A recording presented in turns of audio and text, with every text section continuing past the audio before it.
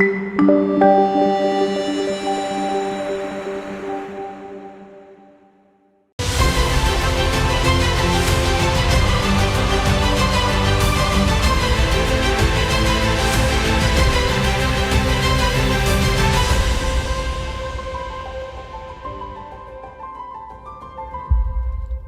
hello friends, and I'm happy to be back with you again today.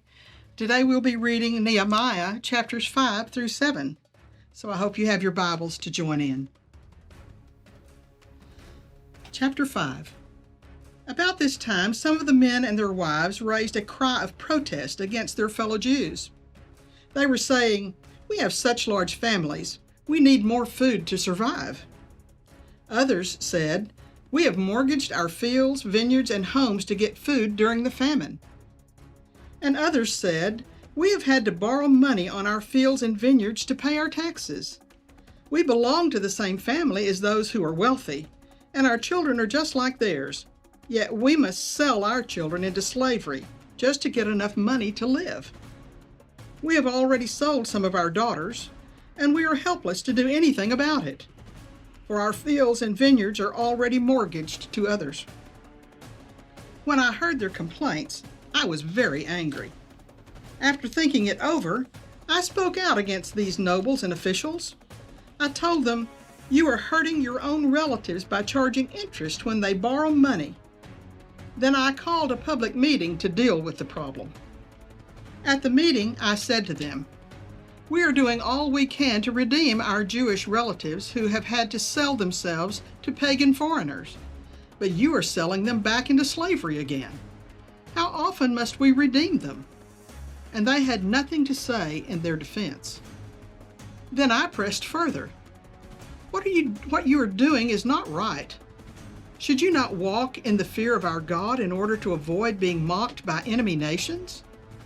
I myself, as well as my brothers and my workers, have been lending the people money and grain. But now let us stop this business of charging interest. You must restore their fields, vineyards, olive groves, and homes to them this very day, and repay the interest you charged when you lent them money, grain, new wine, and olive oil." They replied, "We will give back everything and demand nothing more from the people. We will do as you say." Then I called the priests and made the nobles and officials swear to do what they had promised. I shook out the folds of my robe and said, "If you fail to keep your promise, may God shake you like this from your homes and from your property." The whole assembly responded, "Amen." And they praised the Lord, and the people did as they had promised. For the entire 12 years that I was governor of Judah, from the 20th year to the 32nd year of the reign of King Artaxerxes, neither I nor my officials drew on our official food allowance. The former governors, in contrast, had laid heavy burdens on the people, demanding a daily ration of food and wine, besides 40 pieces of silver. Even their assistants took advantage of the people. But because I feared God, I didn't act that way. I also devoted myself to working on the wall and refused to acquire any land. And I required all my servants to spend time working on the wall. I asked for nothing, even though I regularly fed 150 Jewish officials at my table, besides all the visitors from other lands. The provisions I paid for each day included 1 ox, 6 choice sheep or goats, and a large number of poultry. And every 10 days, we needed a large supply of all kinds of wine. Yet I refused to claim the governor's food allowance because the people already carried a heavy burden. Remember, O God, all that I have done for these people, and bless me for it. Chapter 6. Sanballat, Tobiah, Geshem the Arab, and the rest of our enemies found out that I had finished rebuilding the wall and that no gaps remained, though we had not yet set up the doors in the gates. So Sanballat and Geshem sent a message asking me to meet them at one of the villages in the plain of Ono. But I realized they were plotting to harm me. So I replied by sending this message to them. I am engaged in a great work, so I can't come. Why should I stop working to come and meet with you? 4 times they sent the same message, and each time I gave the same reply. The 5th time, Sanballat's servant came up with an open letter in his hand, and this is what it said.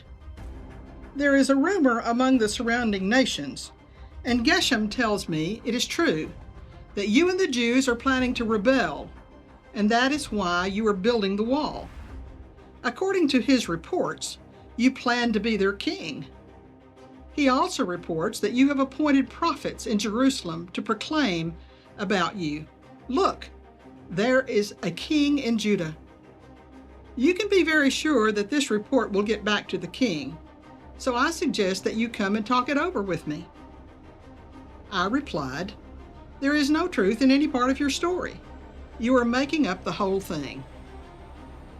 They were just trying to intimidate us, imagining that they could discourage us and stop the work.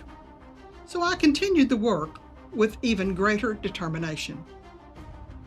Later, I went to visit Shemaiah, son of Delaiah and grandson of Mehetabel, who was confined to his home. He said, let us meet together inside the temple of God and bolt the doors shut. Your enemies are coming to kill you tonight. But I replied, should someone in my position run from danger? Should someone in my position enter the temple to save his life? No, I won't do it. I realized that God had not spoken to him, but that he had uttered this prophecy against me because Tobiah and Sanballat had hired him. They were hoping to intimidate me and make me sin. Then they would be able to accuse and discredit me. Remember, O my God, all the evil things that Tobiah and Sanballat have done. And remember Noadiah the prophet and all the prophets like her who have tried to intimidate me. So on October 2nd, the wall was finished, just 52 days after we had begun. When our enemies and the surrounding nations heard about it, they were frightened and humiliated. They realized this work had been done with the help of our God. During those 52 days, many letters went back and forth between Tobiah and the nobles of Judah. For many in Judah had sworn allegiance to him, because his father-in-law was Shechaniah, son of Arah, and his son Jehohanan was married to the daughter of Meshullam, daughter of Berechiah. They kept telling me about Tobiah's good deeds, and then they told him everything I said. And Tobiah kept sending threatening letters to intimidate me. After the wall was finished and I had set up the doors and the gates, by the way, this is chapter 7, the gatekeepers, singers, and the Levites were appointed. I gave the responsibility of governing Jerusalem to my brother Hanani, along with Hananiah, the commander of the fortress, for he was a faithful man who feared God more than most. I said to them, do not leave the gates open during the hottest part of the day. And even while the gatekeepers are on duty, have them shut and bar the doors. Appoint the residents of Jerusalem to act as guards, everyone on a regular watch. Some will serve at sentry post, and some in front of their own homes. At that time, the city was large and spacious, but the population was small, and none of the houses had been rebuilt. So my God gave me the idea to call together all the nobles and leaders of the city, along with the ordinary citizens, for registration. I had found the genealogical record of those who had first returned to Judah. This is what was written there. Here is the list of the Jewish exiles of the provinces who returned from their captivity. King Nebuchadnezzar had deported them to Babylon, but now they returned to Jerusalem and the other towns in Judah where they originally lived. Their leaders were Zerubbabel, Jeshua, Nehemiah, Sariah, Reliah, Nahamani, Mordecai, Bilshan, Mispar, Bigvai, Rehum, and Banah. This is the number of the men of Israel who returned from exile. The family of Parash, 2,172. The family of Shephatiah, 372. The family of Arah, 652. The family of Pahath Moab, descendants of Jeshua and Joab, 2,818. The family of Elam, 1,254. The family of Zatu, 845. The family of Zakkai, 760. The family of Bani, 648. The family of Babai, 628. The family of Azgad, 2,322. The family of Adonikam, 667. The family of Bigvai, 2,067. The family of Aden, 655. The family of Ater, descendants of Hezekiah, 98. The family of Hashan, 328.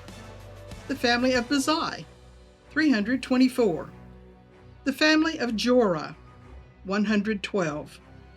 The family of Gabar, 95. The people of Bethlehem and Notapha, 188. The people of Anathoth, 128. The people of Beth Asmaveth, 42. The people of Kiriath Jearim, Kephirah, and Beeroth, 743.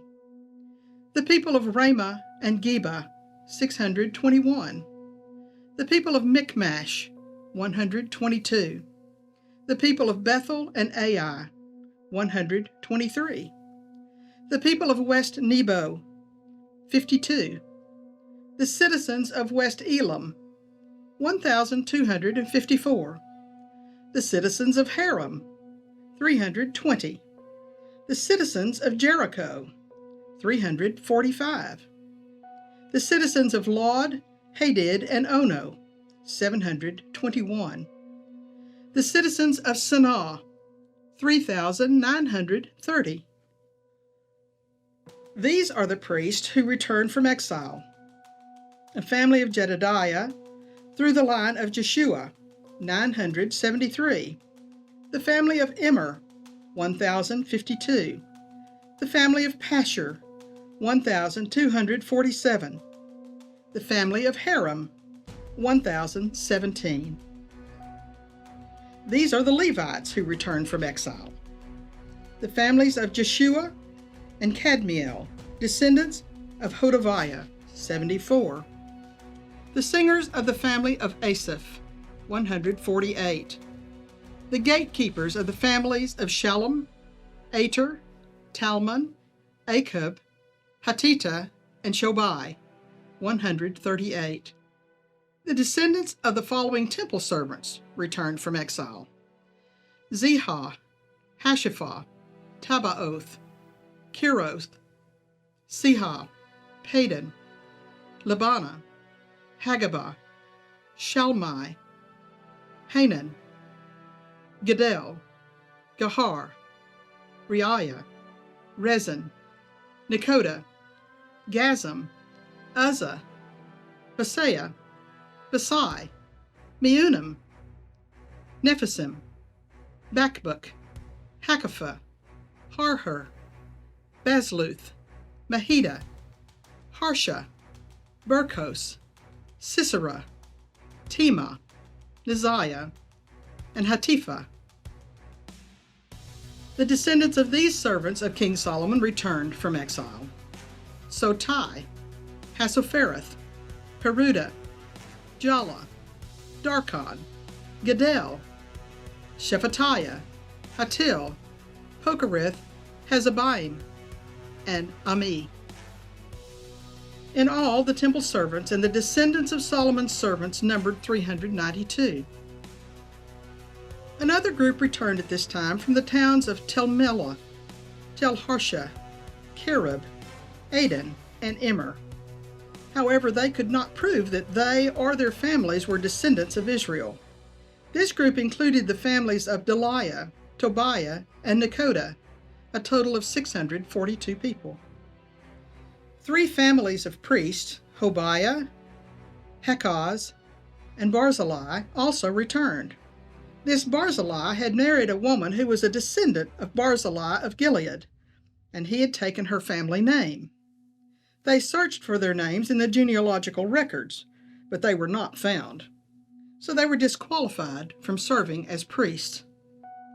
The governor told them not to eat the priest's share of food from the sacrifices until a priest could consult the Lord about the matter by using the Urim and the Thummim, the sacred lots.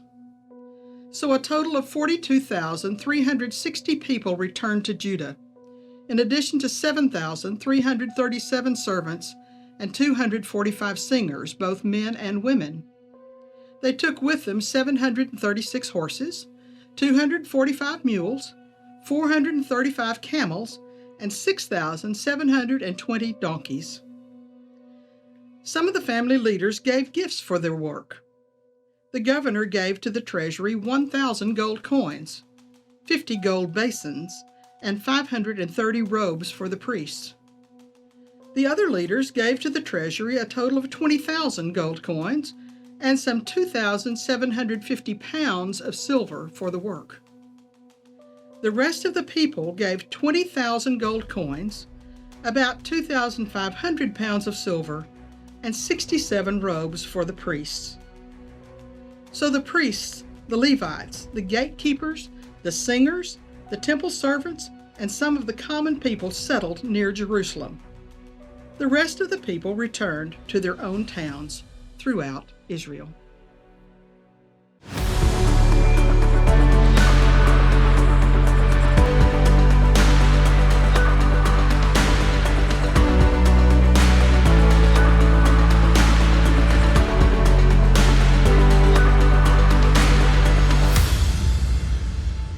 Hello, my friend, and welcome to Fear into Faith Global Bible Revival, where we are on a mission to get 1 million people to read the Word of God cover to cover for themselves. I'm your host, Summer Day, and with me in the studio is Mary Hollinsworth. Hello. Did I get that right? You did get it right. Woo-hoo! Way to go. All right, it's all downhill from here now. Well, good. We got it wrapped up, don't we? I love it. Well, will you just tell me a little bit about yourself? Where do you live? All the things. All that kind of stuff. Well, Summer, I live here in the DFW Metroplex. I love it. I live over in the mid-cities in Bedford, Texas. And I have been a Texan all my life, but I haven't lived here all my life. Texan all your life, but didn't know it. Okay, That's where were right. you born and raised? I was born here in Texas, so I am a Texan by blood and by choice. But I've also lived in several other states, and I've lived overseas in New Zealand and all around. So I've had a lot of great experiences. It's been fun. Well, I want to unpack some of those with you today. Right. But the first experience I want to unpack is, what was it like being in the studio just now, reading the Bible? Oh, well, it's intimidating always to read the Bible, I think, but it's also such a joy for me. I served as a Bible managing editor and several different roles through the years. So you've edited the Bible? Well, as much as an editor does edit the Bible, you don't really edit the meaning. Yeah. But you Just do. all the here or there. Yeah, you have to make sure it reads right. Which version have you worked on? Oh, I've worked on numerous ones through the years. I managed the production of Bibles by such people as John MacArthur and Max Lucado and, those kind of folks. So it's been a real joy to get to do that. So I have an incredible reverence for the Bible because I know how it's produced. I know what care is given to it when it is produced and all of that. So I love the Bible. Okay, so you've edited the Bible. What is it you do? Well, I've been in Christian publishing now for 39 years, so I've been here forever. I keep trying to get out, but the Lord says, no, this is where you belong. So he keeps me there, and it is my sweet spot. So I've served in several roles through the years in Christian publishing as an author myself, having numerous books published, but also as a managing editor, or some companies call it a production editor. Wow. So that just means you oversee all the people and the processes and everything that go into producing a book, from the time the manuscript comes in from the author until you have printed books in the warehouse somewhere. Wow. So that's fun. Wow. Well, there is one thing I know about you, and you kind of just breezed over it a little bit. You're like, oh, and I've authored just a few books. Like, how many is just a few, Mary? Like 3, 5?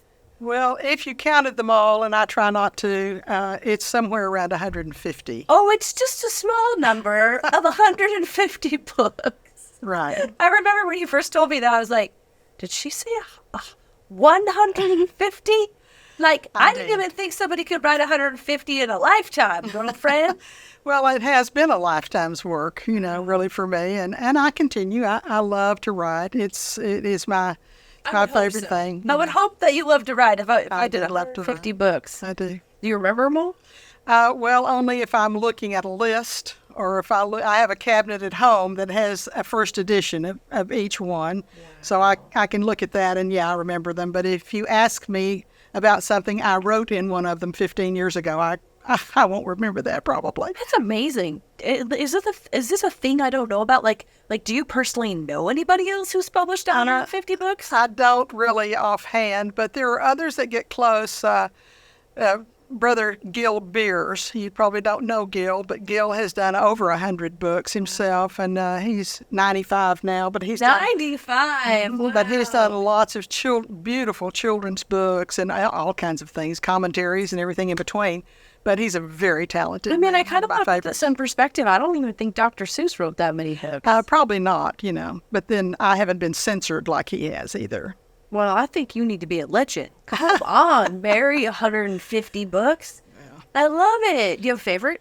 Do I have a favorite? Oh, wow. That would be hard to say. There's like your kids, your favorite changes every day. I change a lot because I've done a variety of styles of books and genres of books. I've done lots of kids' books. I've done gift books. I've done nonfiction books, and I've worked on every kind of book. I was the general manager for a Bible that Zondervan did for women. Wow. So it depends on what I'm working on. Yeah. Whatever I'm working on right now, that's my favorite. I love it. Whatever I'm working on at the moment. It's like whatever kid I'm talking to is my favorite. Well, exactly. Are you married? Do you have children? I am not married, and I have no children except my baby books. And some of them were breech-birthed, I'm afraid. So good. Some of them were breached birds. Hilarious. Well, what made you say yes to this project? Well, as I mentioned, I love the Bible, and I think it should be read often and by everybody that we can get it into their hands. Yeah. I believe the Lord said that. He said, my word will not pass away. And he's a genius, of course, at putting it into every kind of format and technology that you can imagine to get it into more hands than we've ever done in the past. Yeah. So I take it as a great honor to be able to read the Bible, either when I'm by myself with the Lord or in front of an audience. It matters not to me. It is a great honor to read the words of the God of the universe. Yeah. What's your experience of what happens to somebody when they read it for themselves? I think there's so many people sitting in church, stuff like that. They just never read it for themselves. I think there's a reason why that's true to a large degree, if I may just say this. Yeah. People try to read Bibles that are above their reading level a lot. Okay. And I'm probably going to step on toes here, so just ignore me. But, for instance, the King James Version of the Bible is written on a 13th grade level. Wow. That's 1 year into college. Yeah. And yet the government today says that the average American adult reads on a 4th grade level or below. Wow. So how can a 4th grader read a first-year college level Bible and understand it? Yeah. So they pick it up, they try to read it, and they just are completely overwhelmed by it. Wow. They don't understand it. Yeah. And so they put it aside. It's over their head. That makes a lot of sense. Yeah. One of the greatest projects I ever got to work on was that I was one of the primary 2 editors that managed the production of the International Children's Bible.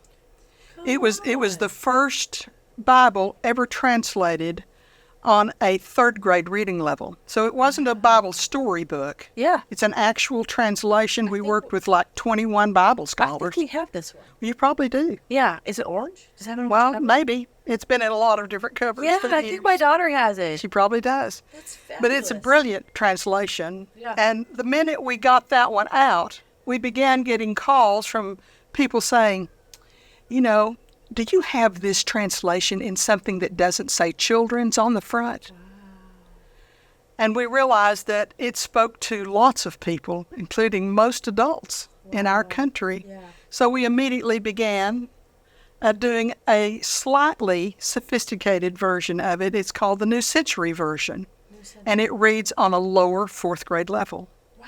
So that was where my career in publishing really kind of started, was I started out working on those two Bibles. I've never heard of the New Century Version. Now I'm like, I got to go check that out. Yeah, you'll like it. You'll like it. It reads well. It reads so well. It's so easy to understand, and it's just beautifully done. Both of those Bibles belong to Thomas Nelson, and they produce new editions of them on a regular basis, but they're both beautiful. So awesome. I'm going to pause you really quick. Sure. We're going to take a quick break, and we'll be right back with Mary and more right after this. Well, great job. Losing a family in the line of duty is a heart-wrenching, painful experience that no one could ever be prepared for. The emotional loss can be traumatic, and the financial setbacks can be life-altering. Blue Family Fund is a nonprofit organization that exists to assist the families of fallen officers and first responders. Our focus is to raise funds for higher education, scholarships for dependents of law enforcement officers and first responders. We are here for you.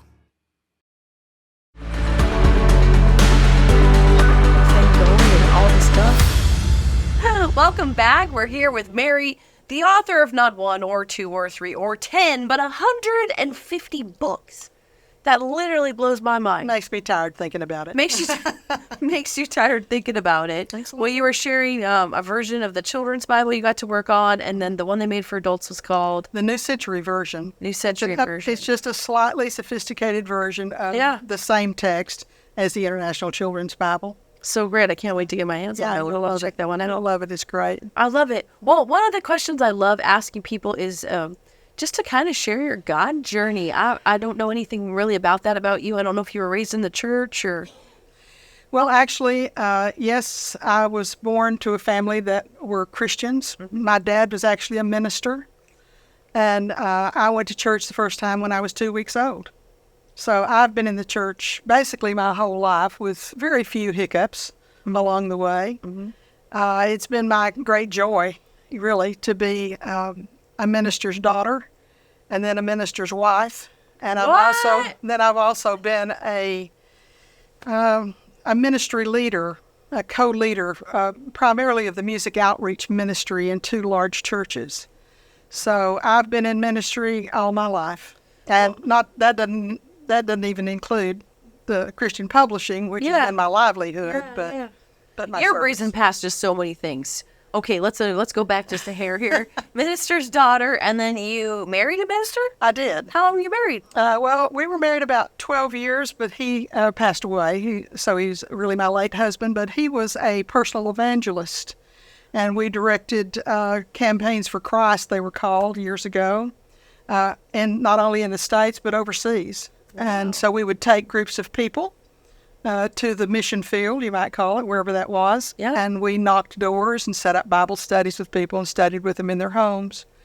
And, what are some of the countries you went to? Well, let's see. We did Canada, which is fairly close by. We've done New Zealand twice.